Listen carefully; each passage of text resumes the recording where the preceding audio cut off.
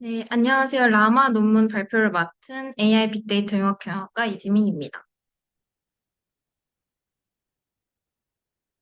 네, 발표 목차는 다음과 같고요.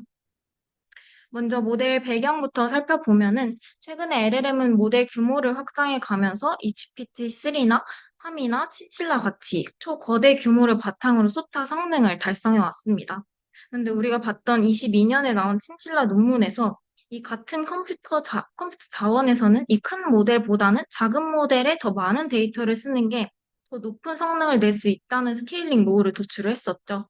특히 실제로 서비스에서는 이 학습보다 인퍼런스 속도나 비용이 핵심이기 때문에 결국에는 이 작은 모델이 더 오래 학습시키는 것이 인퍼런스 비용 측면에서는 더 저렴할 수 있다는 말을 합니다. 그래서 이러한 흐름을 바탕으로 이 메타는 다양한 크기의 라마 시리즈를 제안하게 됩니다. 그래서 메타는 추론 이 버짓에 따라서 다양한 그 선택 가능한 라마 시리즈를 제안을 하고요. 결과적으로 이 13 빌리언 모델이 GPT-3보다 작은데도 대부분의 벤치마크에서 더 우수하고 또 친칠라 70 빌리언과 팜 540 빌리언 모델과 경쟁 가능한 수준을 보였고 또 단일 GPU에서 실행 가능한 것도 있어서 LLM의 접근성을 높였고요. 마지막으로는 공개 데이터셋으로만 학습을 해서 오픈소싱이 가능하도록 했습니다. 아무래도 GPT-3나 팜 같은 경우에는 비공개 데이터를 사용을 했기 때문에 이러한 것들이 차별화되는 지점이라고 볼 수 있겠습니다. 이제 본격적으로 접근에 대해서 살펴보면 먼저 사전학습 데이터로 이 학습 데이터는 말씀드렸다시피 다양한 도메인의 공개 데이터만으로 구성을 했습니다. 이 규모는 전체 약 1.4조 토큰의 규모이고 대부분 1회폭 학습을 했으나 위키피디아와 북스 도메인만 약 2회폭을 학습했다고 합니다. 이 보이시는 표에 있듯이 여러 가지 데이터셋을 여러 비율로 설정을 해서 사용을 했고 전처리도 각각 다르게 적용을 해서 품질을 관리해 주었다고 합니다. 토크나이저 같은 경우에는 센텐스 피스 기반 BP를 사용을 해서 모든 숫자는 개별 숫자 단위로 분해를 해주고 이 알 수 없는 문자의 같은 경우에는 UTF-8 바이트 단위로 풀백 처리를 해주었다 합니다. 다음으로 아키텍처에 대해서 본격적으로 보겠습니다. 이 트랜스포머 기반으로 다양한 구조 개선을 적용을 해주었는데요. 크게 세 가지 방식을 적용을 해주었습니다. 이 먼저 프리노멀라이제이션 구조로 GPT-3에서 사용을 한 건데 이 기존에는 포스트 놈으로 뒤에 붙였다면 이 앞에 붙이는 프리놈 구조를 사용을 했고요. 각 서브레이어 입력에 RMS 놈을 적용을 해서 이거는 이제 레이어 놈의 변형인데 파라미터 수를 줄이고 계산을 간단하게 한다는 이점이 있습니다. 그래서 결과적으로 목적은 학습 안정성을 높이는 것이고 특히 딥한 네트워크일수록 이제 그레디언트 소실이나 아니면 폭발이나 이런 게 있기 때문에 이런 것들을 줄이기 위해서 중요하다 볼 수 있고 학습 초반에 모델이 잘 발산하지 않고 안정적으로 이제 수렴할 수 있게 해줍니다. 다음으로는 GPT 네오에서 사용한 로터리 포지셔널 임베딩입니다. 이 트랜스포머에서 사용을 했던 절대 위치 임베딩을 사용하지 않고 상대 위치 정보를 이제 각도 로테이션으로 표현해서 더 문장 길이에 유연하게 대응할 수 있는 임베딩을 적용을 했습니다. 그래서 긴 컨텍스트 처리가 좀 더 좋다고 말을 하고요. 마지막으로는 팜에서 사용한 스위글루 액티베이션입니다. 이 같은 경우에는 두 개의 리니어 트랜스포메이션을 곱하고 이 비선형 활성화 함수인 이 스위시를 결합한 구조라고 하는데 이 때문에 복잡한 비선형 표현이 더 가능해지고 또 히든 디메이션을 3분의 2를 곱해줘서 더 줄이고 효율도 챙겼다고 합니다. 그래서 모델의 계산 효율성과 학습 성능 모두를 잡으려는 구조라는 걸 볼 수 있고 이 앞에서 나온 선행학구들의 그 장점 요소만 조합을 해서 구조를 설계를 해냈습니다. 다음으로 옵티마이저 간단하게 보면 아담 W 사용을 했고 웜업 스텝 2000 이후에는 코사인 스케줄을 적용을 해줬습니다. 또 모델 크기별로 러닝 레이트와 토큰 수를 달리 설정을 해주었고 표를 보시면 큰 모델일수록 좀 더 많은 토큰을 학습하고 학습률은 좀 더 낮게 설정을 한 걸 볼 수 있습니다. 아무래도 큰 모델일수록 작은 변화에 좀 더 민감하니까 너무 큰 학습률을 주면 좀 불안정해질 수 있고 반대로 또 많은 데이터를 더 오래 학습시켜야 좀 능력을 발휘할 수 있으니까 그랬을 거라고 생각이 듭니다. 다음으로는 라마 모델이 학습 효율을 높이기 위해서 어떤 것들을 노력했는가를 볼 수 있겠는데요. 먼저 어텐션 연산 최적화입니다. 이 커서 멀티헤드 어텐션을 구현할 때 메모리 사용과 속도를 아끼는 방향으로 최적화를 하는 겁니다.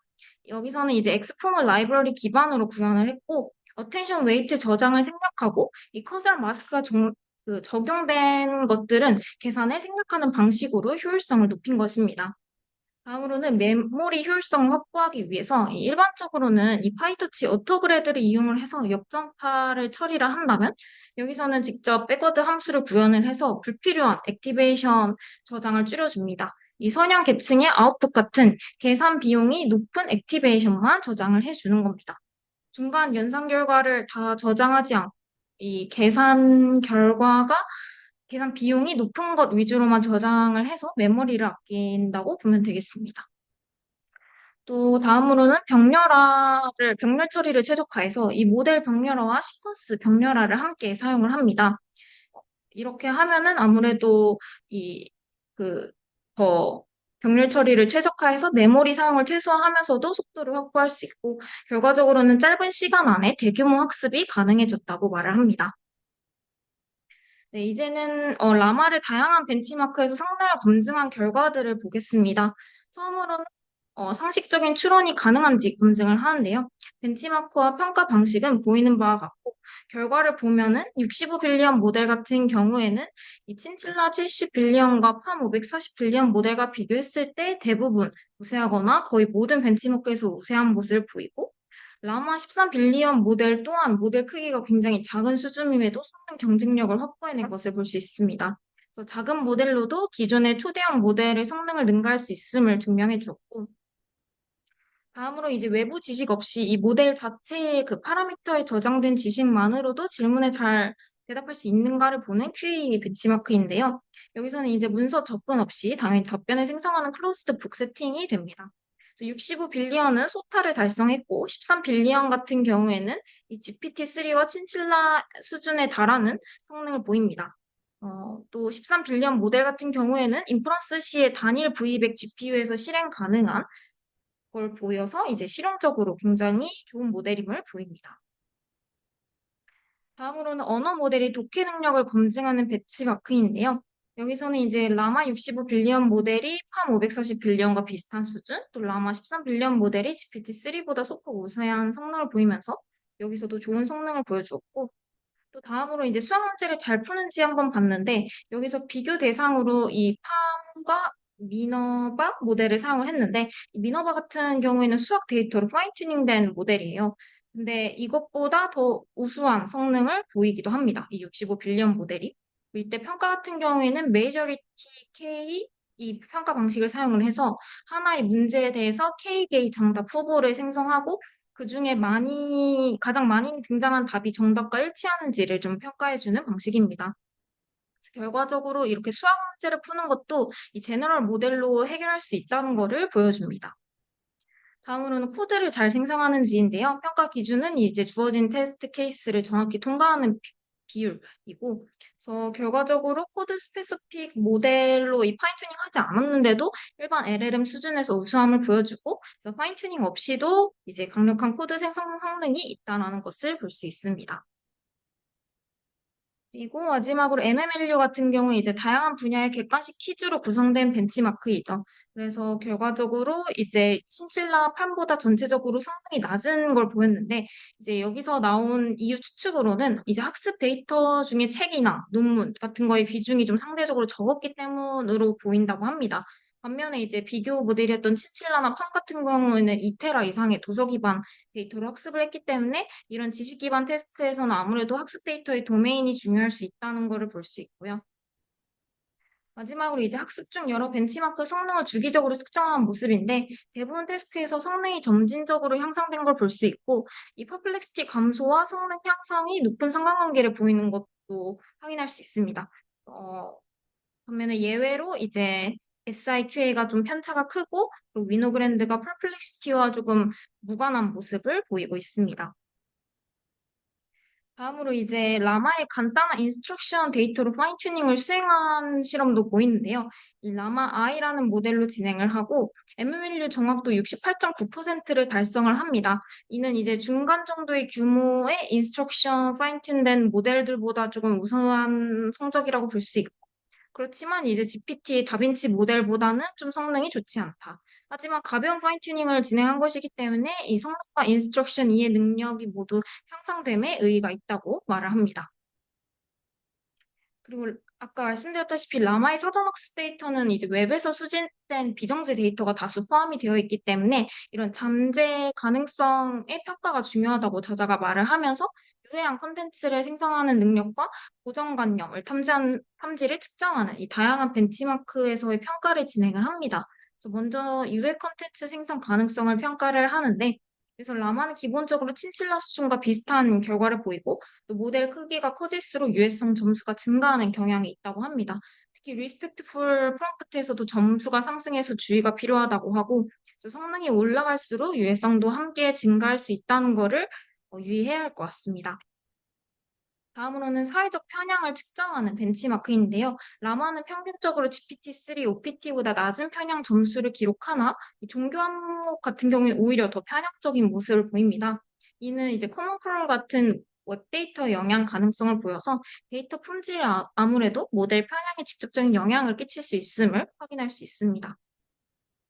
다음으로 성별의 고정관념을 평가하는 벤치마크인데 여기서는 중성 대명사일 때는 정확도가 좀 높고 남성, 여성 대명사일 때는 성능이 떨어지고 또 고차 문장 같은 경우는 이제 성별 고정관념을 좀 깨트리는 문장들로 구성이 되어 있는데 이런 문장에서는 오류가 아무래도 많이 발생합니다. 그래서 직업과 성별의 고정관념을 좀 반영해서 학습을 한 것으로 해석을 할 수 있습니다.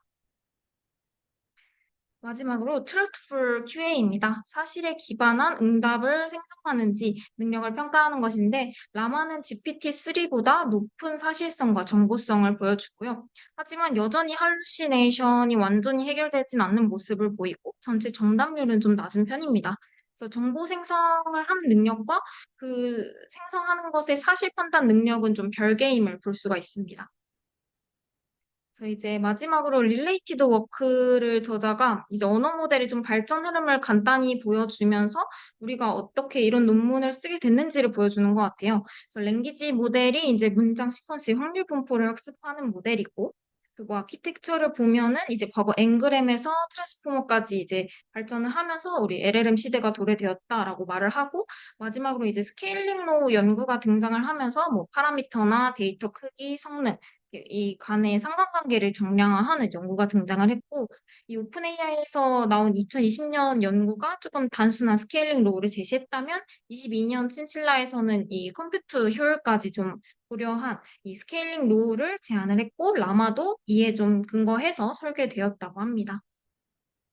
그래서 마지막으로 라마 모델에 대해서 정리를 해보면 이 경쟁력 있는 성능과 또 공개 모델이라는 장점이 있는 모델이고요.